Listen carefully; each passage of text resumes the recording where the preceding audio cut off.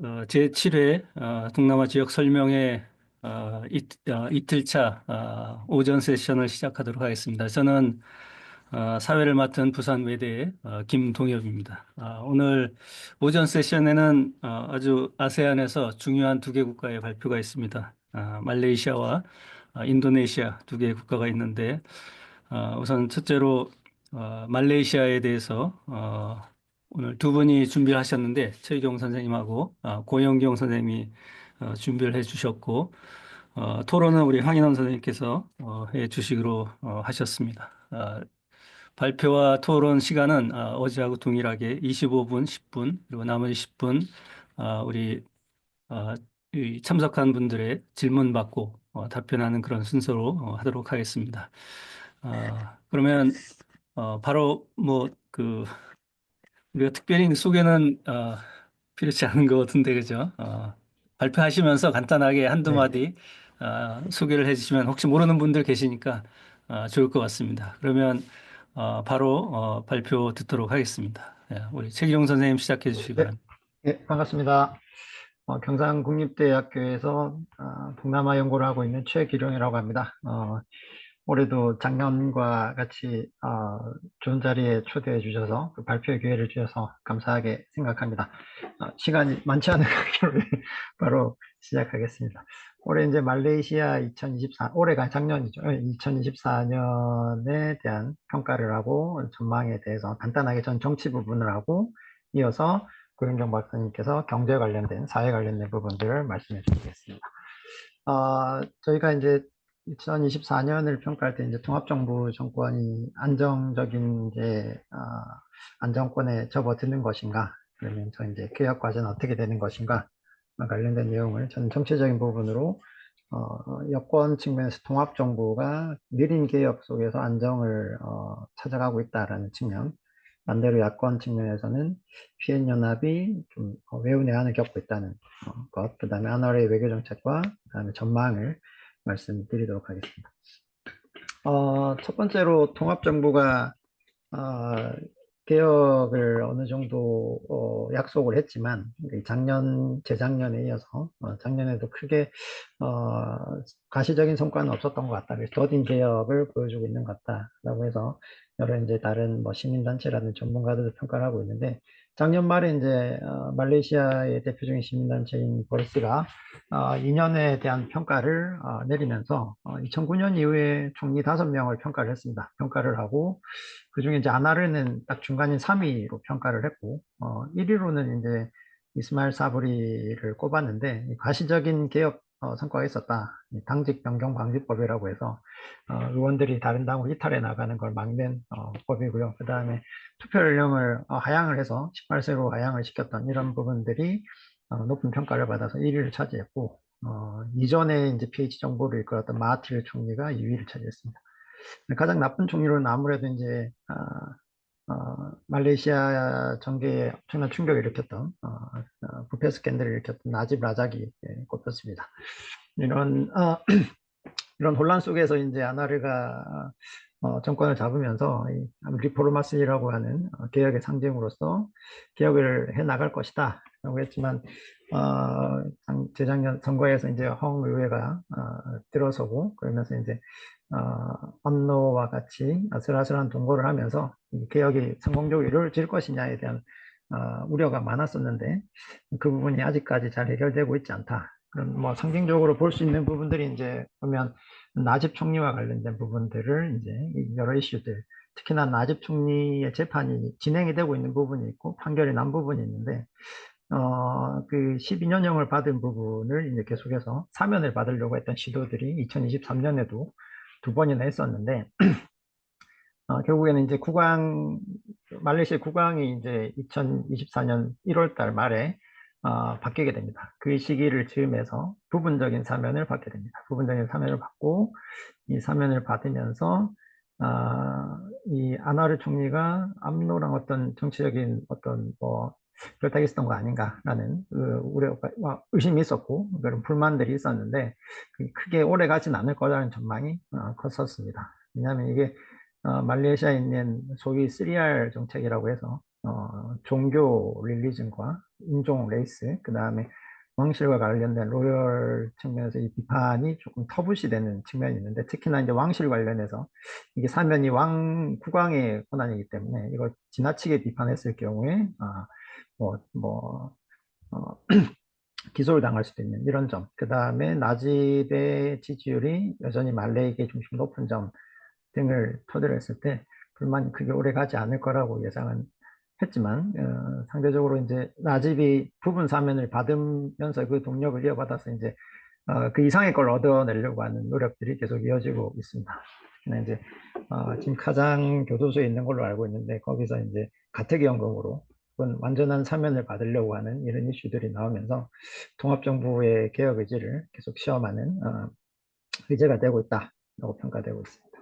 그 아나르가 이스마일 사브리처럼 혁신적인 개혁, 가시적인 성과를 보여주고 있지는 않지만, 이전 정부가 해오던 그런 부패 척결을 위한 노력들을 이어받아서 승계하는 부분들이 없는 것은 아닙니다. 그래서 이전 정부가 했던 국가 반부패 계획을 국가 반부패 전략을 하는 것으로 이제 바꿔서 거버넌스를 개선하고 투명성과 책무성을 강화하려는 노력들이 이어지고 있습니다. 그걸 통해서 이제 목표는 10년 이내에 부패 인식 지수에서 25위 안에 드는 걸 목표로 하고 있는데, 지난 10년의 지표들을 보면 쉽지는 않은, 최대 2024년에 50위가 가장 높은 랭킹이었던 걸 참고를 한다면 25위 안에 드는 게 쉽지는 않겠지만, 네, 이런 목표를 설정을 해두고 이런 계획들을 이행해 나가려고 하는데, 실제 가시적으로 이게 가능할 것인가에 대한 우려는 존재하고 있습니다. 상대적으로 이제 정치적으로는 안정적인 모습들을 보여주고 있는 것으로 평가가 되는데, 이제, 특히나 이제 메르테카 센터가 작년 말에 발표한 설문조사에 따르면, 이제, 아나르에 대한 지지율이라든지 이런 걸 보면, 이제 바닥을 치고 이제 반등을 할 기회를, 토대를 만든 것이 아닌가라는 평가들이 조금씩 나오고 있습니다. 여러 수치에서도 보면, 소폭이지만, 증가한 것들이 나타나고, 여러 전문가들이 2018년 이후에 이제 촉발된 정치 논란 자체를 2년 차, 이제 3년 차에 접어드는 것만으로도 성공적이라는 평가들을 하고 있다. 그것에 여러 가지 요인들이 있겠지만, PH와 BN이 협력하는 것, 그 다음에 그 당직 변경 방지법이라고 하는 이것이 결정적인 기여를 하고 있다는 평가들을 하고 있습니다. 이제 통합정부가 어느 정도 신임을 받느냐, 그걸 설문조사로도 볼 수 있겠지만, 네 번의 보궐선거가 작년에 있었습니다. 주의회와 관련된 보궐선거였는데, 이 보궐선거에서 통합정부가 네 번의 선거에 세 번이 승리를 하게 됩니다. 여러 말도 있었지만, 대부분의 선거구에서는 기존 정당들이 자기 의석을 그대로 승계하는 모습을 보여줬는데, 이 세 번째 열린 글란탄 넝비리에서 열린 이 선거에서는 PN에 가지고 있던 베르사토 의석을 엄노가 바꾸는 이런 선거 결과를 갖게 되고, 그래서 PN 지역구가 BN으로 넘어갑니다. 글란탄이 아무래도 파스 중심의 어, 그 야권이 좀 강세를 보였던 지역이었기 때문에, 여기가 벨사투를 대신해서 엄노가 대체를 했다는 것 자체만으로도 엄노의 역할이 앞으로 좀 더, 그 다음에 이 역할이 좀 더 강화될 수 있지 않을 것인가에 대한 기대감이 상승하고 있는데, 마지막 선거에서도 이제 통합정부가 이기긴 했지만 뒷맛이 좋지 않은 부분 승리였다라고 평가할 수 있겠습니다. DAP랑 암노가 선거 과정에 좀 갈등이 있었는데, DAP의 테레사 콕과 암노의 암노 유스에 있는 살레 박사 간의 이제 이슬람 할랄 푸드와 관련해서 이제 그 의무화와 관련해서 논쟁이 있었고, 비방을 하다가 지금 서로 이제 기소를 해서 재판을 하는 이런 상황으로 가고 있는데, 이것이 어떻게 올해 어떻게 이제 진행이 될 것인지를 바라봐야 되지 않을까. 그래서 마지막 선거에서도 이겼지만 좀 뒷맛은 좋지 않았던 이런 결과를 보였다라고 평가할 수 있겠습니다. 근데 야권의 경우에는 15대 총선이랑 주의회 선거에서 이제 녹색 목표를 일으키고 해서 북쪽에서 이제 남쪽으로 이제 확장 가능성을 보여줄 수 있지 않을까라는 기대가 컸지만 2024년에 뭐 기대만큼 확장성을 이어가지 못했고 아까 주의회 선거에서 한번 지기도 했고 그래서 여러 측면에서 조금 확장을 그대로 이어나가지 못한 한계가 있지 않았나. 그리고 그 안에서 이제 PN 연합 내 지도부의 사법 리스크들이 어느 정도 일정하게 존재하고 있고 특히나 무이린 야신 경우에는 2023년에 기소됐던 부패 관련 사건이 기각이 되는데 2024년에 다시 재기소가 됩니다. 그 다음에 그 자기가 총선 이후에 총리로 구강 이전 구강이 전 구강이 자기를 지명해주지 않았다라는 것을 비판을 하면서 선동죄로 기소가 되어 있는 상태입니다. 그다음 야당 피해 야당 의원들도 지난 2년 동안 한 10명 정도 기소와 조사를 받으면서 이게 야당 탄압이 아니냐는 평가도 있지만 이제 좀 많은 지도부 관련된 지도부들이 수사를 받으면서 아무래도 정당성의 흠집을 받을 수 있지 않나 하는 평가들도 나오고 있습니다.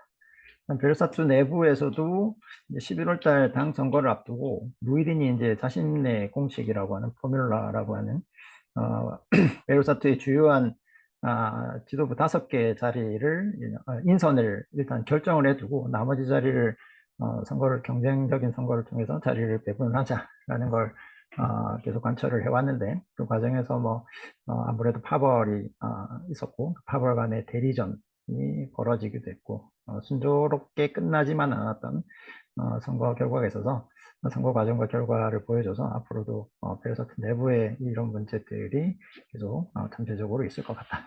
그다음에 또 재밌었던 것은 2023년에 베르사투 소속의 6명의 의원들이 안화를 지지하면서 그, 이 당직 변경 방지법에 따르면 공석이 돼야 되는 것이 아니냐라는 논쟁이 있습니다. 근데 올해 7월에 하원 의장이 이 이제 공석이 아니라고 발표를 하면서 이 6명의 의석이 그대로 제명당하지 않고 그대로 의석을 유지하게 됩니다. 그러면서 이제 이게 당직 변경 방지법이 처음 나왔을 때부터 있었던 허점이 드디어 드러난 것이 아닌가라는 이런 우려도 있고 그다음에 이 결정에 대해서 베르사투는 당연히 많이 비판을 했습니다. 이 6석이 아누아르가 3분의 2석을 유지할 수 있는 작년 2023년 무다가 탈퇴하면서 이제 3분의 2석이 무너졌었는데 그걸 이제 이 6석이 채워줬었는데 만약에 이게 공석이 됐다면 그 6석이 없어지면서 3분의 2석이 무너지면서 이제 여권도 어느 정도 타격을 입을 수 있는 상황이었고 그다음 이제 암노 입장에서도 만약에 이 6석이 공석이 돼서 보궐선거가 있었다면 암노가 벨사투의 자리를 뭐 다 대체할 수는 없었겠지만 6석을 다 가져오면 좋았겠지만 그걸 한 석이나 2석이라도 가져왔다면 이런 정치적인 부분에서 의미 있는 결과들을 낼 수 있었기 때문에 둘 다 좀 아쉬운 결정이었다. 그러면서 이제 아나르에 대한 우려를 좀 했던 것 같습니다. 아나르가 현상 유지를 원해서 좀 친분이 있는 이 하원 의장에게 이런 좀 안내를 간 거 아닌가. 이제 아나르는 일축을 하긴 했지만 여전히 그런 의혹은 남아있는 상태입니다. 피엔 연합 내의 권력이 어느 정도 불균형한 상황이 있지 않나. 바스가 작년에, 재작년이죠. 2023년 말에 이제 보궐선거를 통해서 한 석을 얻게 되고, 그래서 42석에 43석으로 늘어나고, 그 다음에 PN 전체 연합에서는 벨사투 6라고 하는 소위 6명이 빠지면서 의석이 줄었습니다. 근데 상대적으로 는 바스의 영향력이 더 커진 것인데, 그때 이제 바스가 이 영향력을 계속 발휘하고 싶어하는 불균형적인 상황. 그다음에 올 초부터 이제 바스를 상대로 이제 통합정부 내에서 우리 같이 뭐 연정을 만들어 보자라는 얘기들이 스멀스멀 나오고 있는데 뭐 회의가 있었다는 얘기도 이제 바스가 일축하긴 했지만 그런 가능성들이 뭐 전혀 없는 것은 아니다. 바스도 이익이 뭐 부합한다면 그 이제 참여할 수 있는 가능성이 전혀 없는 것은 아닌 것 같다.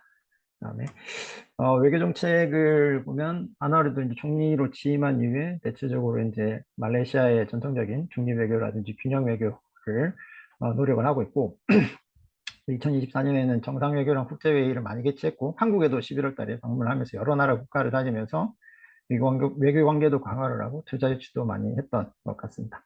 이제 이런 균형 외교나 중립 외교가 제대로 되고 있는가? 몇 가지 지점에서 조금은 의아스러운 부분들이 있다라는 점에서 조금 이제 아나의 앞으로의 행보를 바라봐야 될 것 같은데, 첫 번째 국제안보 측면에서는 이제 이스라엘과 팔레스타인 분쟁에서 계속 팔레스타인을 지지하는 가장 강한 목소리를 전 세계에서 내고 있는데, 그러면서 반대로 이스라엘에 대한 강한 규탄을 하면서 무기 금수 조치를 요청하고, 유엔에서도 이스라엘 제명하라라고 하면서 미국과 관계가 소원해지는 거 아닌가?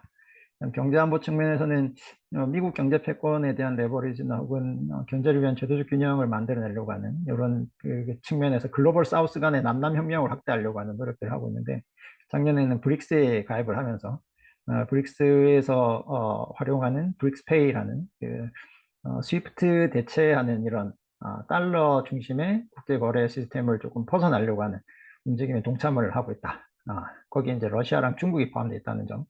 그다음에 아세안 안보 측면에서는 이제 올해 2025년에 아세안 의장국을 맡게 되는데, 네, 중국과 아세안의 관계를 미세 조정하겠다라는 말을 하지만 남중국해 문제랑 대만 문제에서 조금 모호한 부분들이 있어서 이게 독자적인 노선을 가져가고 있다라고 볼 수 있겠지만, 독자적인 노선이 약간 미국을 등지고 약간 방향을 바라보는 방향이 중국과 러시아랑 같은 방향을 바라보고 있는 것이 아닌가라는 우려들이 조금씩 있다라는 점 보고 앞으로의 외교 정책을 바라봐야 될 것 같습니다. 마지막으로 이제 전망을 한다면, 아나르가 연말 연시 담화문에서 2024년을 정치와 경제 안정을 마련한 한 해였다고 자평을 했는데, 여전히 부정적인 감정들이 크다. 개혁적인 측면에서 개혁을 조금 했으면 좋겠는데, 근데 뭐 기대만큼 막 잘 이루어지진 않을 것 같다. 여전히 더디게 이루어질 것 같다.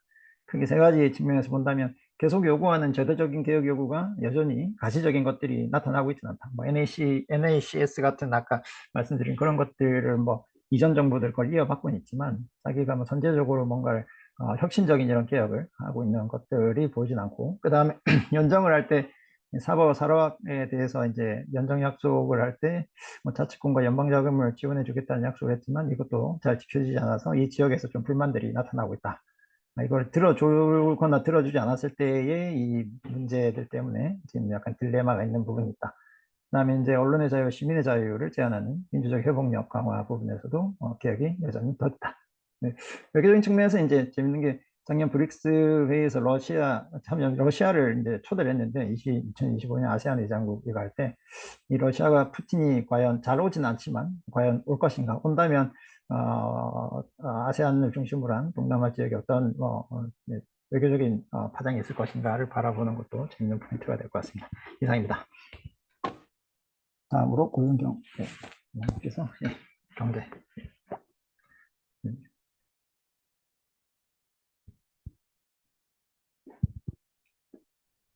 예, 제가 뒤를 이어서 경제 부분 관련해서 발표를 하겠습니다.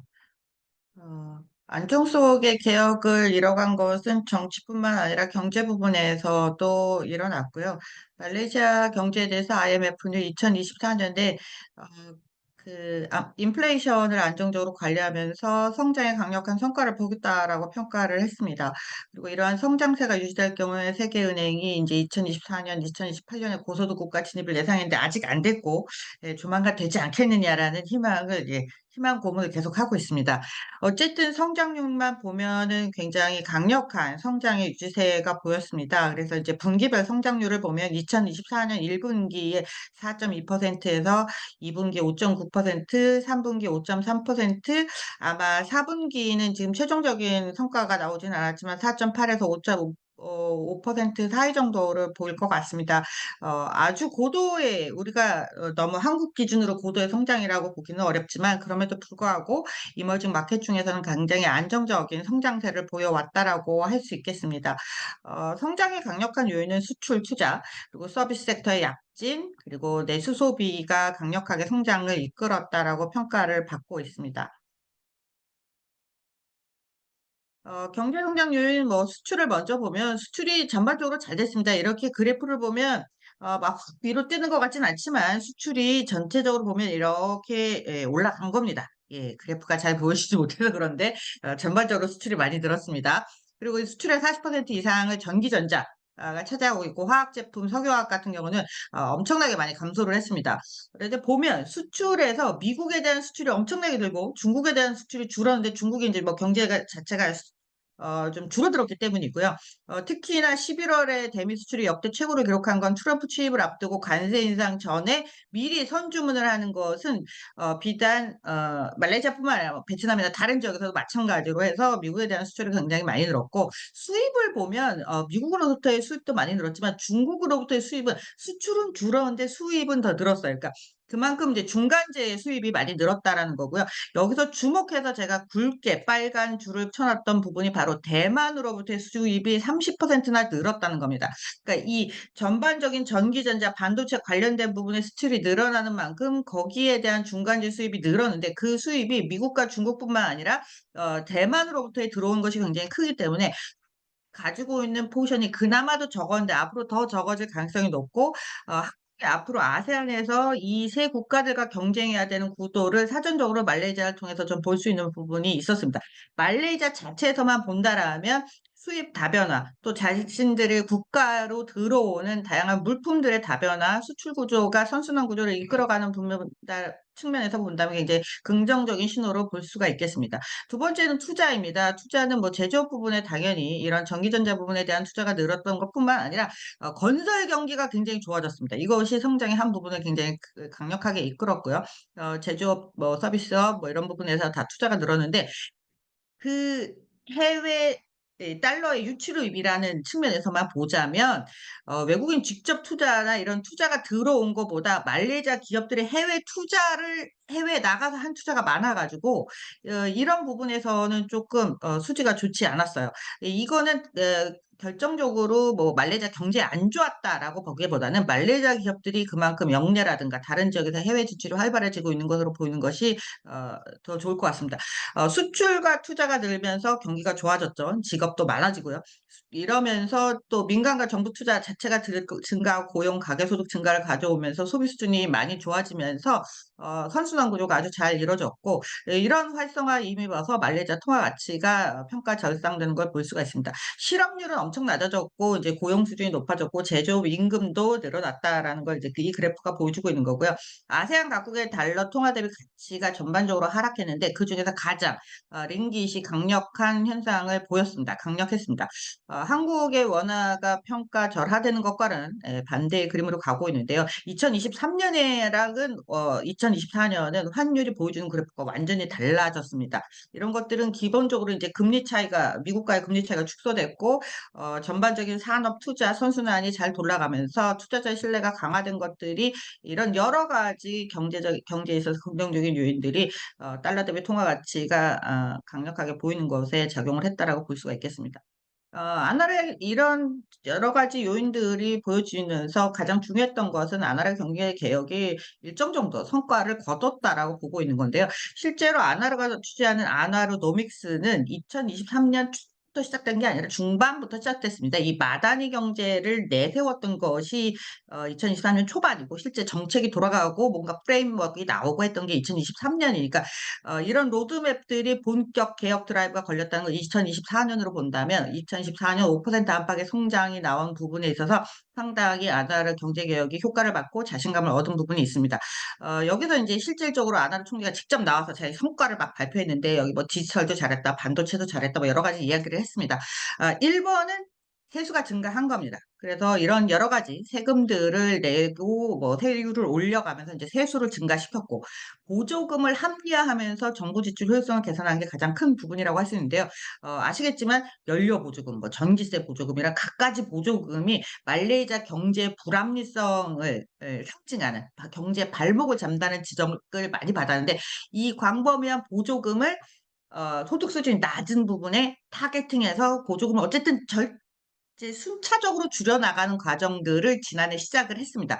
그래서 이런 부분들은 전반적으로 보면 해외에서 볼 때에는 앞으로 경제가 효율화될 가능성이 높다라고 긍정적으로 보고 있습니다.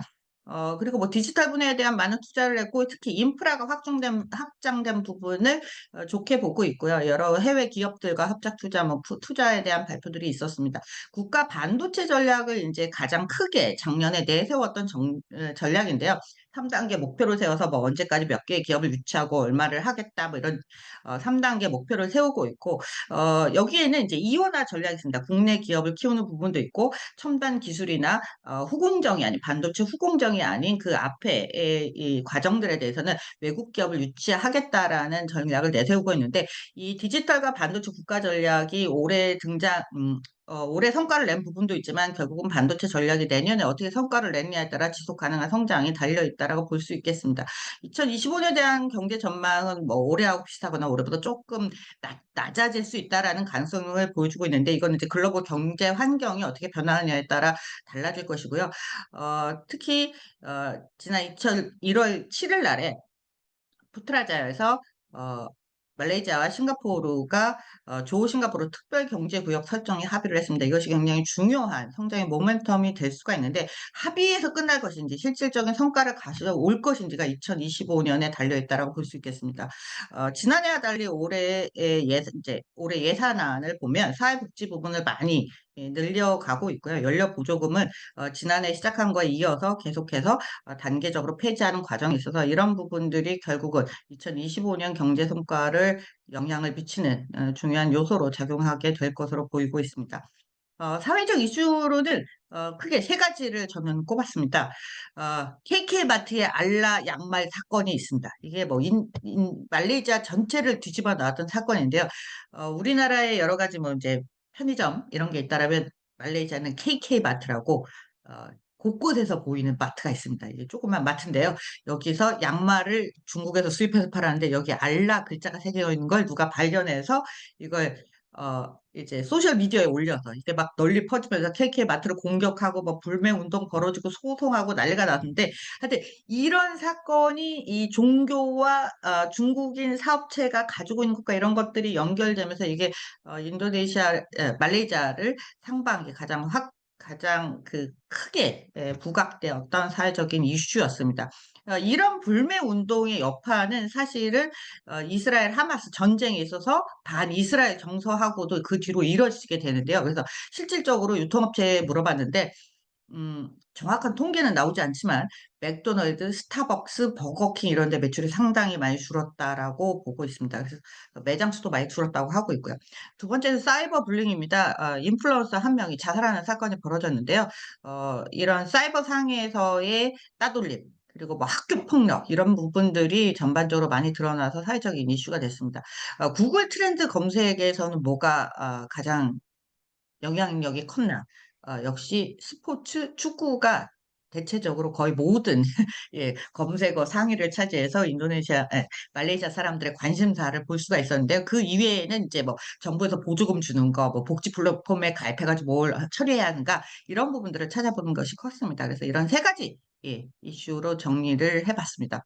전체적인 평가 전망을 하면서 마무리를 지려고 합니다.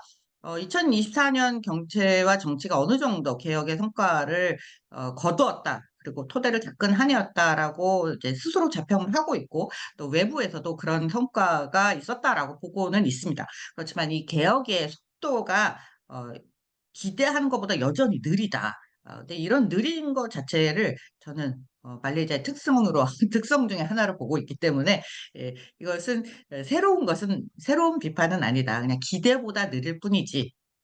그리고 2025년에도 이런 약간은 느리지만 점진적인 개혁은 계속 유지될 것으로 보이고 있는데요. 특히나 여기서 아세안 의장국으로서 말레이시아가 가지고 있는 입장에서 안화를 얼마나 외교력을 발휘할 것인가, 또 그런 외교력이 산업 구조를 바꾸고 미래의 성장 동력을 확보하는 경제적인 개혁, 그러니까 경제적인 지경의 확대를 가져오는 데까지 얼마나 영향을 미칠 수 있을 것인가가 2025년에 말레이시아의 변화를 바라볼 수 있는 또 하나의 중요한 잣대가 되지 않을까 생각하고 있습니다.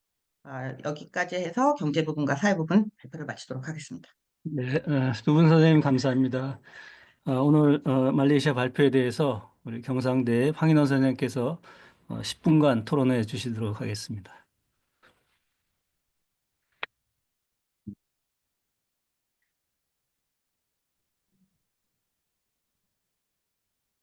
예, 영상국립대 황인원입니다. 그 발표 잘 들었고요. 발표문 잘 읽었고, 이 제가 그 국가 리뷰 계속 쓰다가 지금 이제 새로운 그 이제 후학 이 공부를 하고 있는데 되게 깔끔하게 이제 잘 업데이트를 해가는 것 같아요. 그래서 굉장히 반가운 마음이고 이게 이제 국가 동향으로서 발표문을 봤을 때 이제 국가 동향으로서는 굉장히 그 정치나 경제 이런 면에서 굉장히 디테일하게 정리가 잘 돼 있어서 굉장히 도움이 많이 됐다. 근데 이제 앞으로 논문으로 만들 때는 저는 이 양을 어떻게 줄일지 모르겠어요. 두 분이. 그래서 한 반 정도 줄여야 될 것 같은데 이 뼈를 깎는 아픔을 잘 해주시길 바라고요. 그 제가 오늘 얘기하려고 하는 것은 이제 그 2024년도면은 이제 안와르 정부가 만 2년이 지났는데, 이게 이제 중간 평가를 어떻게 해야 될 것인가. 그리고 이제, 이거에 대한 이제 코멘트, 그리고 이제 몇 가지 질문을 통해서 발표하신 두 분이 좀 더 얘기를 해 주실 수 있는 그런 기회를 좀 드리고 싶은데, 제가 볼 때 그 이제 통합 정부를 어떻게 평가할 수 있을 것인가에서 이제 좀 비교를 해볼 필요가 있을 것 같아요. 그러니까 1969년 종족 폭동 그 이전의 그 얼라이언스 동맹당 체제, 그리고 이제 69년 종족 폭동 이후에 그 대연정 체제라고 하는 비엔 체제, 그리고 지금의 통합 정부 체제를 볼 때 그 69년 이전의 얼라이언스 체제는 말레이, 암노, MCA 중국, MIC 인도의 정당 연합이었고 야권에 그 이제 말레이계, 중국계 강력한 정당이 존재한 체제였죠. 그래서 이게 협의민주주의라고 하는 라이파트가 얘기하는 그 체제에도 성공적인 사례로 평가를 받고 있고요.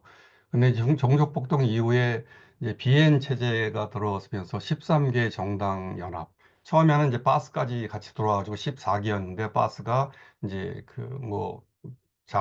자의반 타의반으로 축출되면서 나가면서 이제 야권에 여전히 이제 바스하고 DAP가 존재했는데 다 아시다시피 그 비엔은 점점 이제 암노 우위의 집권 연합으로 변질됐다는 거죠. 근데 지금의 이제 통합정부 체제는 19개 정당 연합. 근데 이제 그 비엔과 다르게 이제 4개의 정당 연합이 이제 포진되어 있는 거죠. PH, 또 BN, GPS, GRS. 이제 GPS는 이제 이게 사바일 것 같은데 사바 정당 연합, GRS 사라왁 정당 연합. 근데 야권에 이제 바스하고 버럭스가 존재하는데 이전의 체제와 좀 비교가 되는 것은 이전에는 야권에 강력한 말레이계, 중국계 야당이 존재했는데 지금의 체제에는 바스하고 버르사투라고 하는 말레이계 정당만 존재하고 있고 이 차원에서 이제 달아나는 거죠. 그리고 이제 이제 두 분이 얘기하신 대로 2024년도는 상당히 정치적으로도 그렇고 경제적으로도 그렇고 긍정적인 평가를 내리고 있다는 거죠. 그럴 때 지금의 통합정부 체제가 69년 이전에 그 협의민주주의 체제를 이렇게 실현시킬 수 있을까? 이제 이게 얼마나 지속 가능할까라고 하는 것에 이제 우리가 좀 초점을 맞춰볼 필요가 있지 않을까. 그래서 이 동맹당 체제는 여권 이 내에서는 권력이 의미 있게 분점되었는데 이제 강력한 야권이 존재하면서 그래서 이제 69년 종족 폭동으로 이어지게 된 이 결말을 내었고 아까 말씀드린 대로 비엔 체제는 이제 암로 중심의 지배 연합 체제로 변질되었다는 거죠. 그런데 지금 체제는 이제 물론 이제 2년밖에 지나지 않았지만 이거를 우리가 이제 어떻게 바라볼 것인가라는 것이 이제 이 말레이시아의 어떤 정치나 경제를 앞으로 평가하는데 중요한 이 관심 포인트가 되지 않을까 이런 이제 전반적인 코멘트를 하고요. 이제 통합정부 2년 차에 대한 평가를 어떻게 이제 볼 것인가? 이제 결국은 이제 집권 1년 차하고 비교해서 이제 봐야 될 텐데 이 두 분이 이제 작년에 쓰신 말레이시아 2023을 보면은 이제 그 서론에서 질문을 던지는데 그 질문의 내용이 안와르는 과연 앞으로 4년, 5년 동안 계속 집권할 수 있을 것인가? 이제 그리고 이제 이 바스의 그 녹색 이 물결에 대한 우려, 뭐 이제 여러 가지 우려가 많이 섞여 나오는데 굉장히 이제 좋은 평가가 나왔어요. 근데 이제 그에 반해서 이제 아까 발표자가 얘기하신 대로 2009년도 이후에 총리 평가를 보면은 1위가 이스마일 사브리, 2위가 마하티르, 3위가 안와르, 4위가 무히딘, 5위가 나집이라는 건데 그 이스마일 사브리의 가장 중요한 업적으로 이제 그 정당 이탈 방지 법하고 18세로 선거 연령을 낮추는 건데 이게 이제 이스마일 사브리가 적극적으로 주도했다라기보다도 이게 이제 기존에 계속 논의가 나오던 건데 이걸 어떻게 봐야 될 것인가? 그 이스마일 사브리는 이 역대 총리 중에서 가장 힘이 없고 어떤 파벌도 없고 이게 가장 약한 총리였다는 거죠. 근데 역설적으로 이 이스마일 사브리가 평가에서 지금 1위가 나왔다는 거죠. 그러니까 이게 긍정적으로 봐야 될 것인지 부정적으로 봐야 될 것인지 저는 이제 긍정적인 측면으로 보면은 이 말레이시아와 같은 이렇게 다종족 사회에서 어쩌면 이런 큰 역할을 하지 못하는 총리가 여러 정파의 이해관계를 반영해서 이것이 이제 어떤 그 긍정적인 측면을 나타낸다. 이렇게 보면은 통합정부가 지금 처한 것이 네 개의 정당 연합에 들어가서 이제 PH 안와르 중심의 이 PH가 그 절대적인 이 지배력을 발휘하지 못하는 지금 상황으로 보면 이제 긍정적인 측면을 볼 수 있는데 그래서 이제 이거에 대한 이제 우리가 그 궁금증이 생기는 거죠. 이제 하나 이제 정치적인 측면에서 보면은 그 안와르 정부한테 이제 정치 경제적 개혁을 기대한다 그러는데 이게 그 개혁의 내용이 뭔가 구체적으로 그러면 제가 생각할 때는 이게 이제 가장 우선적으로 생각나는 게 이제 그 나집을 둘러싼 부패, 나집과 압로를 둘러싼 부패 문제가 여전히 이제 해결하기 좀 어려운 문제로 되어 있다. 이유는 같은 집권연합체제의 중요한 동맹이기 때문에. 그래서 이게 이제 이걸 어떻게 바라봐야 되는가. 그래서 여기서 첫 번째 질문이 나오는데 그 뭐 최기룡 박사님도 그렇고 이제 고영 박사님도 말레이시아에서 현지에서 계속 계시고 최기룡 박사님도 현지 조사를 작년에 이제 그 시행을 하신 걸로 알고 있는데 이 나집과 압로를 둘러싼 부패에 대해서 말레이시아 정가나 일반 사회의 인식이 좀 많이 무뎌졌는가? 그래서 이렇게 점진적으로 개혁을 해가는 것에 대해서도 크게 이렇게 문제가 되지 않을 정도로 그런 건지 아니면 이제 좀 이 사회 전반의 인식이 어떤지에 대해서 좀 아시는 바가 있으면 얘기를 해주시면 좋을 것 같고요. 그리고 이제 몇 가지 질문이 있는데, 2024년도 보궐선거 결과를 어떻게 우리가 봐야 될 것인가. 이게 이제 암로의 지지가 회복되는 것인가, 버르사투가 좀 약화되는 건가. 근데 여전히 바스 같은 경우는 이 녹색 물결의 효과를 계속 이렇게 갖고 가고 있는 것인가. 2023년도의 그 주위의 선거 결과와 많이 이제 확연히 달라진 이 결과가 2024년도 보궐선거이기 때문에 요 특히 이제 암로의 지지 회복과 버르사태 약화라고 하는 측면에 대해서 발표자께서는 어떻게 보고 계시는지 그리고 이제 이 토론문에서 좀 이제 이렇게 발표문에서 좀 하나 좀 이렇게 좀 빠진 거보다 조금 이렇게 약하게 나온 게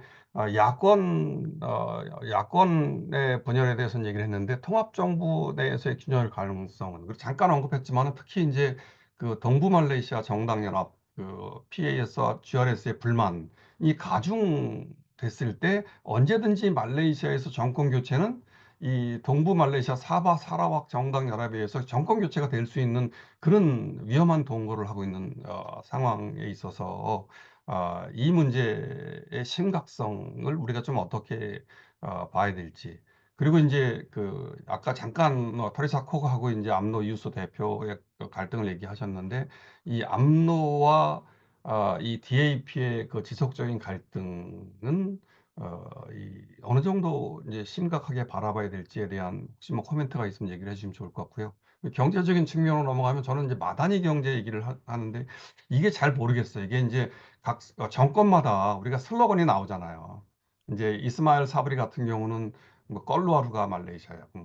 아니면 또 나직 같은 경우는 원 말레이시아 뭐 이렇게 나오는데 이게 하나의 슬로건인가 아니면 뭔가 정말로 이 차별성이 있어서 지금 지난 2년 동안 특히 작년에 어떤 성과를 낸 건지 좀 모호해서 우리 고영경 박사님께서 이 마다니 경제에 대해서 우리한테 조금 알려주시면 좋을 것 같고, 그리고 마지막으로 이게 이제 다 관심사인데, 이제 특히 이제 안와르가 친중국적인, 아니면 이제 뭐 이 중국에 대한 의존성이 좀 증가할 수 있는 우려를 얘기를 하셨는데, 이 트럼프 2기 행정부 출범에 따라서 이 말레이시아에 어떤 영향을 미칠 수 있을 것인지, 특히 이제 뭐 경제적인 측면에서 뭐 정치적인 측면에서는 어느 정도 예측이 가는데, 경제적인 측면에서 어떤 영향을 미치게 될지 우리 고영경 박사님께 조금 얘기해 주시면 좋을 것 같습니다. 이상입니다.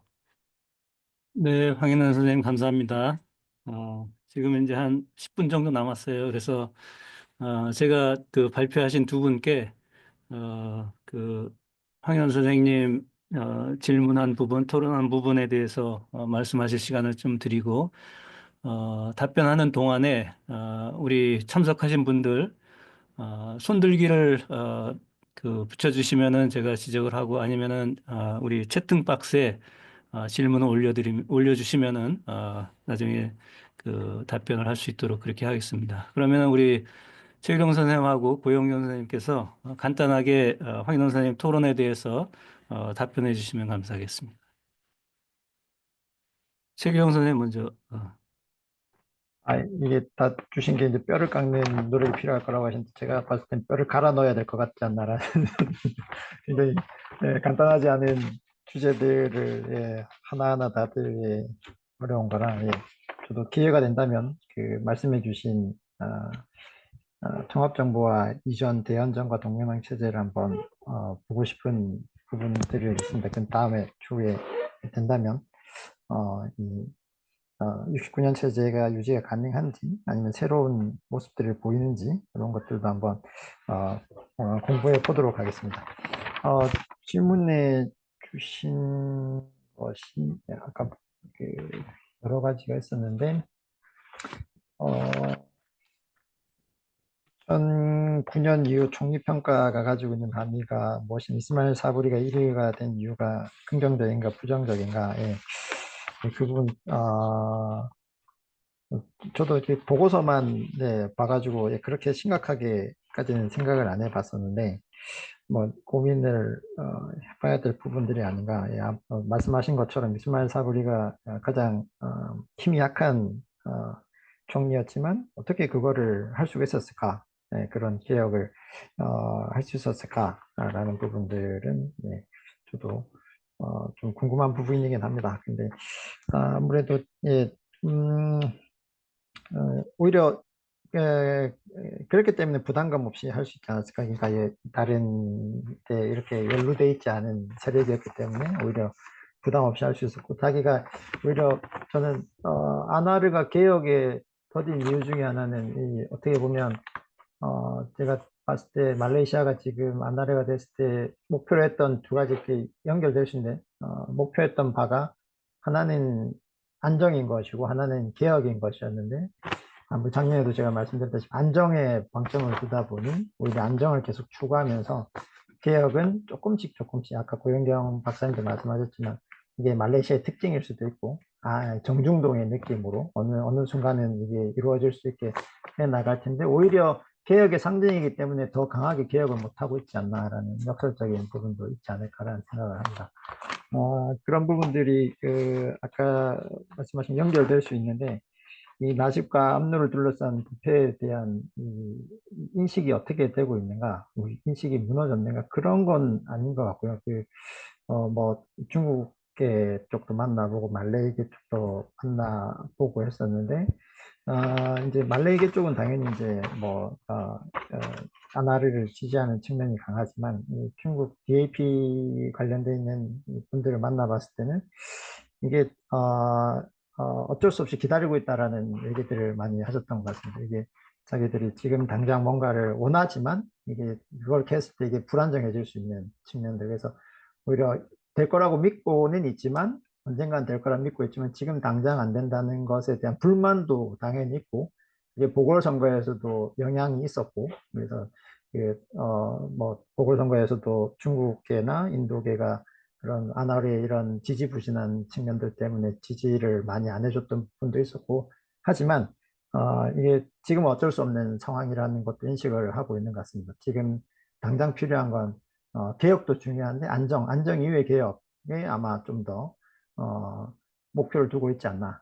그리고 부패라는 것이 정말 말레이시아의 어떻게 보면 문화라고 할 정도로 어떤 아나르도 얘기했던 게 체제적인 시스테믹한 커럽션이라고 얘기할 정도로 뿌리 깊게 있기 때문에 한순간에 모든 걸 드러내기는 쉽지는 않을 테고 일단 안정을 이룬 다음에 개혁을 순차적으로 진행하는 것이 이거 동시에 했다가는 또다시 불안정이 올 수 있기 때문에 아무래도 자기가 아나르가 개혁을 하기 위해서는 그런 안정을 좀 더 하고 지지 세력을 넓히고 이런 정치적인 지형을 어느 정도 정리한 다음에 개혁을 해도 효과가 있지 않을까라는 생각을 합니다. 그래서 아마 뭐 여러 가지 비난들도 많지만 아나르도 지금 그런 측면에서 접근을 하고 있지 않을까라고 생각을 하고 제가 다 얘기하고 이게 또 하나는 이제 야권의 분열적인 양상도 있지만 통합정부도 언제든지 분열 가능성도 있다라고 생각을 합니다. 분열 근데 이제 아까도 말씀드렸지만 그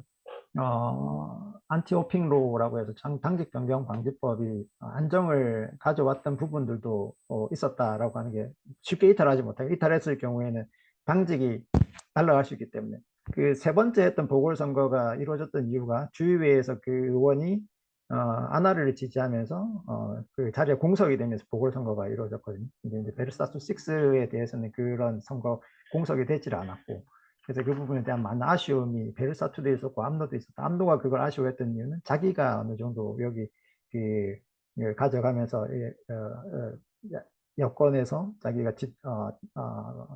어느 정도 자리를 더 확고히 가져갈 수도 있고 어느 정도 되면 뭐 분열하거나 올해 초에도 작년 초에도 있었지만 그 암노가 이제 예전에 그 아스와 MN이라는 동맹을 하나 연합을 만들려고 했었는데 그거를 만드는 것보다 네가 들어와라 라고 해서 둘이 이제 그 안에서 통합정부에서 만약에 된다면 성사가 된다면 그 안에서 또 다른 이런 권력 관계를 만들어낼 수도 있지 않을까라는 걸 했는데 이제 지금은 아직까지는 그게 뭐 가시적이거나 뭐 이런 것 같지는 않지만 그런 말들이 또 나왔었다라는 것들. 그다음에 연합에 참여했던 그 사바와 사라왁 정당 연합들 같은 경우에 작년에도 그 각 정당의 대표적인 지도자들이 왜 지키지 않느냐 아나르에게 불만이 있다. 아나르도 굉장히 지금 딜레마에 빠져 있다라고 합니다. 만약에 사바와 사라왁의 요청을 들어줬을 때 다른 주에서 다른 요청이 나타날 수도 있고 불만이 나타날 수도 있고 그래서 그 사이에서 지금 이걸 약속은 했지만 그걸 들어줬을 때 사바와 사라왁의 자기들도 이제 필요하기 때문에 같이 연정을 하고 있지만 언제든 사바와 사라왁이 이게 되지 않았을 경우에 베르사투 6를 받기 때문에 자기들도 그거와 비슷한 걸 할 수도 있다. 그래서 지금 또 논의가 나오고 있는 게 안티오핑로에 대한 그 당직 변경 방지법에 대한 부분에 허점을 어떻게 또 이게 과연 효과가 앞으로 계속 있을 것이냐에 대한 논의도 그래서 나오고 있지 않나 하고 생각합니다. 다른 것도 많은데 시간이 없어가지고 다음에 네, 한 2, 3분 정도 남은 것 같은데 우리 죄송합니다. 고영경 선생님 마지막으로 아닙니다. 원래 저희 황희연 선생님이 토론의 정치적인 부분을 일단 질문이 많으셔서 저를 간단하게 정리를 하면 이 마다니라는 것 자체가 마다니 경제라는 게 이제 civilized 말레이시아 뭐 마다니 말레이시아가 그런 뜻을 갖고 있지만 이 글자 하나하나가 그 어떤 상징적인 의미를 담은 단어를 다 조합해서 만들어 놓은 거기 때문에 이 작년에 마다니 경제를 내세웠을 때도 너무 추상적이다. 내용이 뭐냐, 뭐 이런 비판을 많이 받긴 했어요. 근데 이 자체가 본인의 슬로건이자 야인 시절부터 오랫동안 제가 꿈꿔왔던 것의 이제 집대성한 버전이라고 보시면 되고, 그래서 이게 하나의 그냥 큰 프레임워크고, 그 뒤로 나오는 갖가지 어떤 전략들, 국가개발 전략들, 뭐 반도체 전략 이런 것들이 어떻게 보면 실행하는 액션을 하는 구체적인 계획들이라고 볼 수 있을 것 같습니다. 그래서 처음 나왔을 때는 별게 없다가 이제 그런 것들이 하나씩 나오면서 되는 것이고 이 마다니 경제에서 주장하는 이제 뭐 여러 가지 내용 중에 핵심적인 부분은 두 가지인 것 같습니다. 하나는 새로운 성장 동력을 이제 산업에서 찾아내는 것이고, 또 하나가 이 저소득층을 많이 지원하는 거예요. 그래서 이 서민 경제를 지원하는 부분이 많기 때문에 그런 부분에 대해서 예산을 계속 더 많이 넣고 벨로우 40, 그러니까 저소득 40%, 소득 수준 하위 40%에 집중된 지원 정책을 하겠다라는 게 이제 점차적으로 가는데, 한꺼번에 못하니까, 돈이 부족해서 한꺼번에 못하니까 이제 그것들이 천천히 진행되는 과정이고요. 경제 개혁은 사실상 이머징 마켓의 경제는 경제 개혁 정책을 잘해서 얻는 성과보다 글로벌 경제가 어떻게 변하느냐에 따라서 오는 성과가 훨씬 더 큰 겁니다. 그러다 보니까 미중 갈등에서 동남아 전체적으로 수혜를 입었는데 말레이시아도 그중에 하나인 거예요. 반도체가 왜 갑자기 잘 됐냐? 경제 정책을 막 잘 써서 잘 된 게 아니라 그런 흐름이 왔는데, 그때 마침 마다니 경제, 뭐 그다음에 뭐 반도체 전략, 이런 부분들이 살짝 결합된 부분이 있기 때문에 내부적인 개혁의 성과의 힘보다는 외부 환경에 의한 성과의 힘이 훨씬 더 큰 부분은 분명히 있다. 그렇지만 그럼에도 불구하고 기회가 왔는데 받아먹지 못하면 또 그 나름대로 그 나라에도 문제가 있는 것이기 때문에 이것들이 일정 부분 성과로 가져가는, 예, 그렇게 외부에서 판단하고 있는 것으로 보고 있고, 저도 그렇게 보고 있습니다. 네. 네, 트럼프 2.0 시대를 대비해서는 이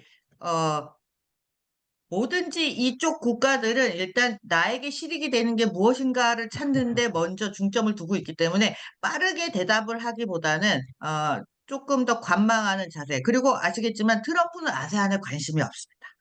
네, 그래서 먼저 선빵을 날릴 일은 별로 없을 것 같다라고 저는 생각하고 있습니다. 네. 네, 감사합니다.